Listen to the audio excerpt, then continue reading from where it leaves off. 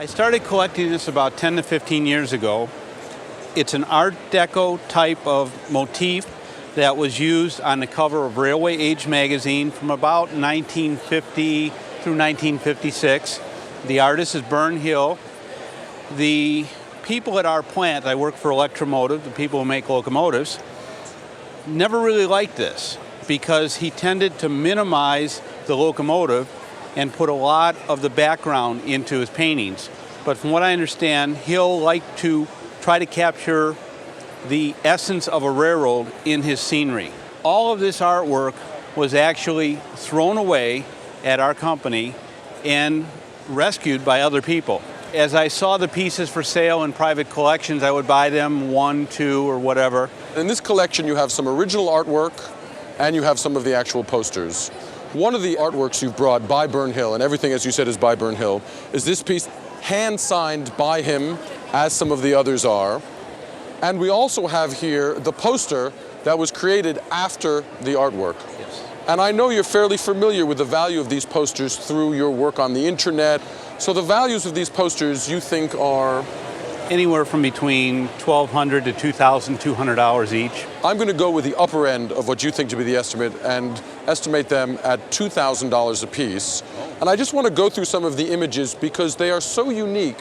I've never seen any of them before. I think it's something exciting for other people to look at, such as the modernist design, the shadow of the bridge in this case. Here we have a very European style low vantage point with a big wheel of one train in the foreground and the engine. They keep going and going and going. Here are some beautiful pastel images of the Southwest for the Santa Fe Railroad. Truly an exceptional collection of posters. But your question today wasn't about the posters. Your question was more about the original art. Absolutely. You were having trouble pricing the original artwork. Yes, I have no idea at all. I'm just going to show a few more of these absolutely colorful and fantastic and graphic images.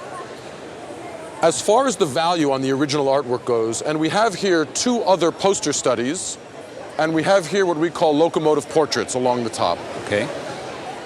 Do you want the good news or do you want the bad news? All of it. I'm going to give you the bad news first. Okay. I cannot explain this to you. I can only tell you it's a matter of fact that within the poster community, the original artwork for posters tends to sell for less money than the poster itself. Now, this is counterintuitive, I know, but all the times that I've sold, we call them maquettes, which means it's the French word for the study for the poster.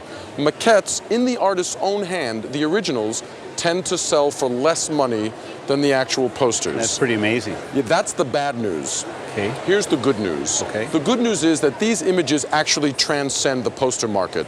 Okay. They touch on railway memorabilia, they touch on modernism, they touch on great graphic design.